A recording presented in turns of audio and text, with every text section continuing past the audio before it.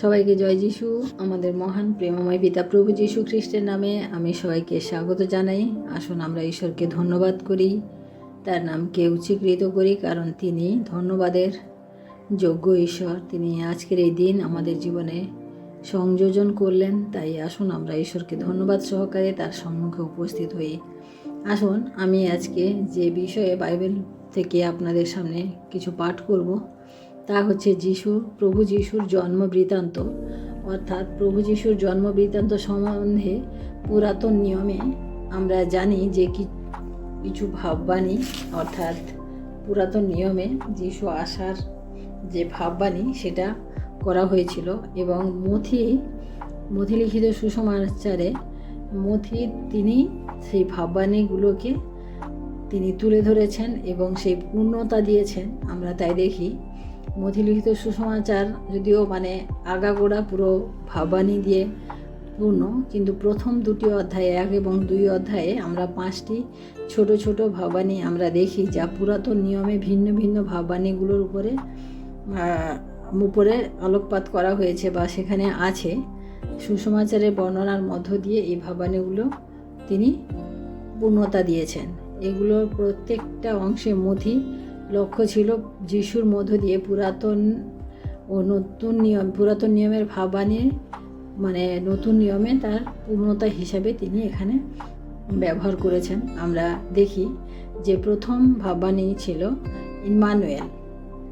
মথির দেওয়া যিশুর জন্মবৃত্তান্ত শুরু হয়েছে যোসেফের কথা দিয়ে, যার সঙ্গে আমরা দেখি যে মরিয়মের একটা বাগদান ছিল, যে মরিয়ম যখন বাগদান হয়ে গেছিল, কিন্তু যখন মরিয়ম অন্তঃসত্ত্বা হলেন, যোসেফ ভাবছেন যে তাকে গোপনে পরিত্যাগ করবেন। ঠিক সেই সময়ে এক স্বর্গদূত যোসেফের সামনে আবির্ভূত হলেন এবং বললেন, মরিয়মের গর্ভের সন্তান ইসরায়েল জাতির মুক্তিদাতা হবেন।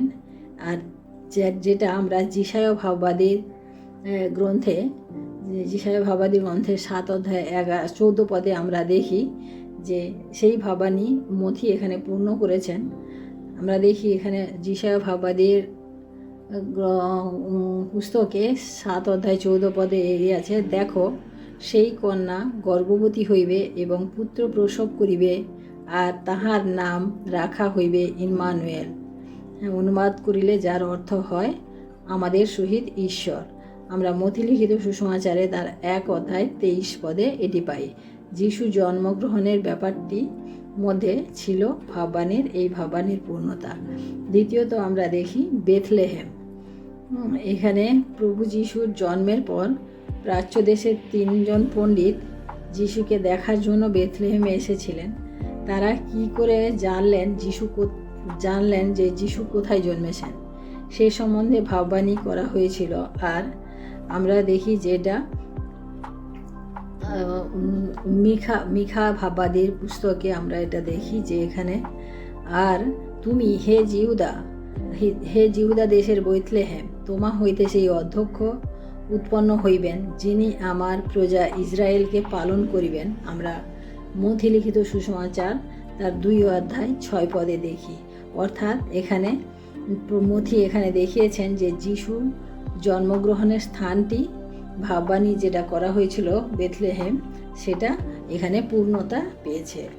তারপরে আমরা তৃতীয় ভাববাণী দেখি যে মিশরে পলায়ন, অর্থাৎ যিশুর জন্মের পরে তাকে নিয়ে মিশরে চলে গেছিলেন। সেটাকে আমরা দেখি শিশুর জন্মের ব্যাপারে ভাববাণীর পূর্ণ হওয়াকে শুধু 3 জন পণ্ডিতই স্বীকৃতি দেননি, রাজা হেরোদও সেটা অজান্তে করেছিলেন। তবে হেরোদের কাছে এই ভাববাণীর পূর্ণতা অর্থ ছিল যে তাকে শেষ করে দেওয়া, সেই বাচ্চাকে শেষ করে দেওয়া। আমরা দেখি যে পণ্ডিতরা যখন রাজা হেরোদের কাছে গেলেন যে একজন ত্রাণকর্তা জন্মেছেন, তিনি কোথায় জন্মেছেন, তখন হেরোদ কি বলেন যে হ্যাঁ আমিও জানি না, কিন্তু তোমরা যদি পাও তাহলে আমাকে খবর দিও, আমিও প্রণাম করতে যাব, এরকম বলেছিলেন। মথি এখানে লিখেছেন যে একজন স্বর্গদূত যোসেফকে সতর্ক করে দিলেন যে হেরোদের হাত থেকে, কিন্তু তারপরে আমরা দেখি কি যে হেরোদ এটা তাদেরকে পণ্ডিতদেরকে বলেছিলেন, কিন্তু তিনি মনে মনে এটা ঠিক করেছিলেন যে বাচ্চাটাকে পেলে তিনি মেরে ফেলবেন। আর স্বর্গদূত তাই যোসেফকে সতর্ক করে দিয়েছিলেন যে হেরোদের হাত থেকে বাঁচার জন্য তাকে মিশরে পালিয়ে যেতে বললেন।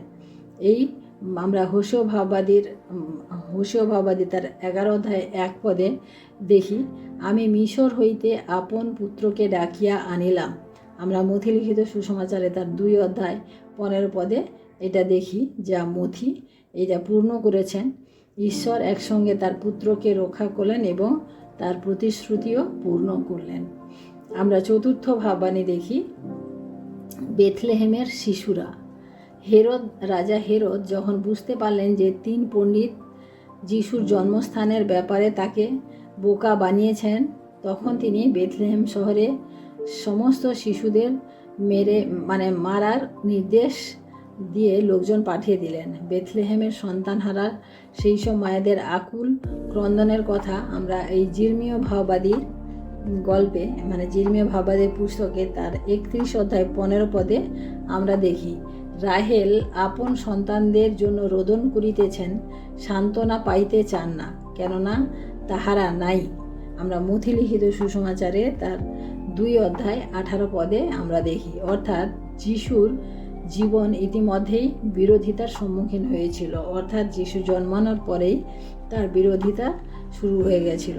সেই বিরোধিতার ভাববাণী একদা উক্ত হয়েছিল এবং এইভাবে তা মথি সেখানে পূর্ণতা দিয়েছিলেন। আমরা পঞ্চম ভাববাণী দেখি যে নাসরতীয় কথাটি আমরা পুরাতন নিয়মে দেখি যিশায় ভাববাদীর পুস্তকে। মথি রচনার মধ্যে যোসেফ ও মরিয়ম নাসরত নামক নগরে গিয়ে বসতি করার কথা বলা হয়েছে। যিশায় ভাববাদী সেই কথাটি আমরা দেখি মথি লিখিত সুসমাচারে তার 2 অধ্যায় 23 পদে, যিশুকে নাসরতীয় বলে ডাকা হবে। এখানে যিশুর বসবাস করার ও বড় হয়ে ওঠার শহরটির মধ্যে দিয়ে দেখানো হলো যে যিশুর জীবনে কিভাবে পুরাতন নিয়মের ভবিষ্যৎবাণীগুলি পূর্ণতা পেয়েছে।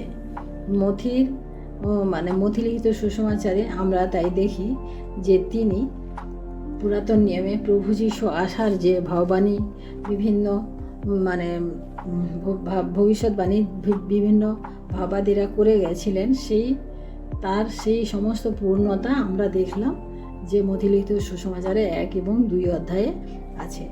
আমরা প্রথমে কি দেখলাম যে ইম্মানুয়েল, এই কথাটি আমরা যিশায় ভাববাদীর 7 অধ্যায় 14 পদে পাই এবং মথি লিখিত সুসমাচার তার 1 অধ্যায় 23 পদে পাই।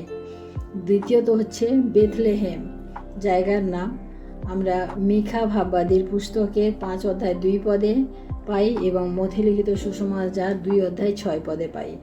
মিশরে পলায়ন অর্থাৎ হোসেয় ভাববাদীর পুস্তকের 11 অধ্যায় 1 পদে পাই এবং মথি লিখিত সুসমাচার তার 2 অধ্যায় 15 পদে পাই।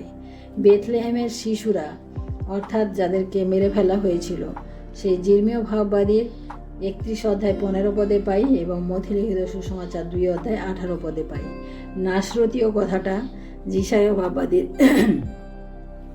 পুস্তকে 40 অধ্যায় 3 পদে পাই এবং মথি লিখিত সুসমাচার তার 2 অধ্যায় 23 পদে পাই। অর্থাৎ প্রভু যিশু যে শুধু একজন মানুষ হিসেবে বা পৃথিবীতে এসেছিলেন তা নয়, তিনি যে ঈশ্বরের পুত্র এবং তিনি যে একটা পরিকল্পিত অর্থাৎ ঈশ্বরের পরিকল্পনা মাফিক তিনি এসেছিলেন এবং তার আসার জন্য আগমনের যে বার্তাগুলো আমরা পুরাতন নিয়মে অর্থাৎ যিশু আসার অনেক বছর আগে সেই ভাববাণীগুলি আমরা দেখি যে বিভিন্ন ভাববাদীর মাধ্যমে ঈশ্বর মানব জাতিকে বোঝানোর চেষ্টা করেছিলেন, জানানোর চেষ্টা করেছিলেন। কারণ আমরা পুরাতন নিয়মে আমরা যখন দেখি মানুষ যখন পাপে ভ্রষ্টাচারে যখন মানুষ পরিণত হয়েছিল, তাদের একটা আশা ছিল যে একজন মসীহ আসবেন এবং সেই মসীহ হচ্ছেন রূপে ঈশ্বরের দূত অর্থাৎ ঈশ্বরের কেউ একজন আসবেন যে আমাদেরকে এই পাপ থেকে রক্ষা করবেন। সেই মসীহর যে বর্ণনা আমরা বিভিন্ন ভাববাণী গল্পে আমরা বইতে আমরা দেখি এবং সেই ভাববাণী হয়েছিল যে প্রভু যিশুর জন্য। এবং আমরা দেখি যে মথি লিখিত সুসমাচার তার 1 অধ্যায় এবং 2 অধ্যায়ে আমরা এই ভাবানীগুলি পূর্ণতা দিতে মথিকে আমরা দেখেছি।